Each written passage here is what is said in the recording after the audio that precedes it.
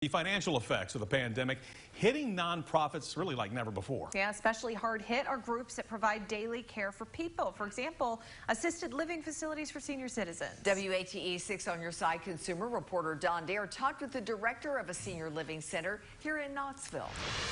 Well, Lori, to comply with stricter regulations, the pandemic has added costs at facilities that care for the elderly, where state money is already tight. In Tennessee, the Choices program provides long-term care to older adults, among others, to keep them out of more expensive nursing homes. The average monthly bill of a private room in a nursing home is nearly $7,000 a month.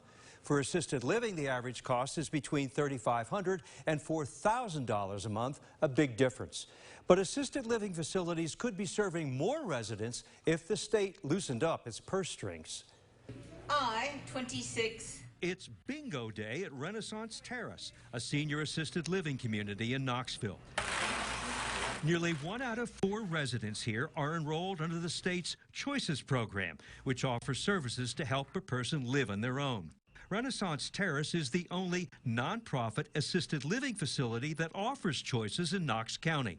Unable to live alone at her home, 82-year-old Shirley Vandeveer moved to Renaissance Terrace 3 years ago. Her calendar of daily activities is full, keeping her busy with friends. This is an awesome place to stay. If anybody's sick and needs help, this is the place to come. You want to see how much weight I've got? I know, it's tacky day here, isn't it? Tim Howell is CEO of Renaissance Terrace and Senior Citizens Home Assistance Services, or SHAS.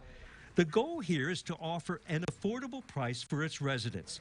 However, the state of Tennessee is making it financially difficult to serve more people who may be eligible for Choices. Renaissance Terrace Assisted Living has been a provider in the Choices program since pretty much its inception. And when we did that 11 years ago, the reimbursement rate that they gave us was $1,100 per resident for each person that came into our facility that was enrolled in the Choices program. Well, 11 years have gone by, and that rate has not increased $1 in 11 years. It is still at $1,100. Under the Choices program, for every dollar the state puts in, the federal government puts in $2. It's a 2-to-1 match.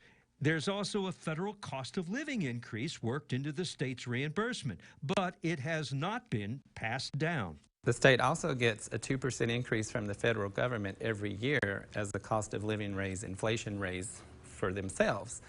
So over the course of 11 years, they've gotten 22% increase of reimbursement rates that they have not shared with any provider across the state of Tennessee to help with their increased cost.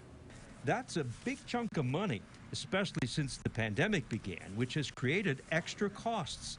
Take gloves, for example.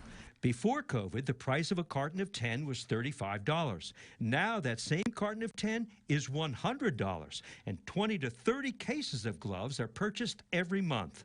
In the Choices program, most of those people are only going to have a Social Security check. They're not going to have a whole lot else of income coming in. And for many enrolled in Choices, their Social Security check may amount to no more than $1,000 a month.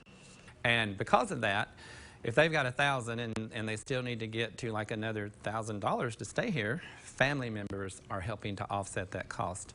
So fundraisers are held to help struggling families whose loved ones are enrolled in Choices. More eligible seniors could be served under Choices, but it's becoming an increasing struggle for facilities like Renaissance Terrace to enroll them. The people that want to get into assisted living need to be able to have that as an option for them, and it is slowly being removed as an option in the Choices programs. About this issue, we talked with Tennessee State Senator Dr. Richard Briggs. Senator Briggs said he carried a bill in 2021 before the Senate Finance Committee to increase the reimbursement to the Choices program. But the proposed bill was rejected because of its recurring cost to the state of more than $30 million a year. However, Senator Briggs said there is a ray of hope under the nearly $2 trillion American Recovery Act, or stimulus bill, signed by President Joe Biden in March.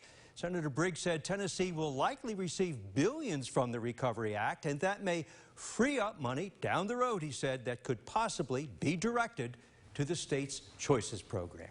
Bo? All right, Don, thank you very much. If you have a consumer question for Don, send them an email at ddare@wat.com. You can also call a 6 on Your Side hotline number at 865-633-5974.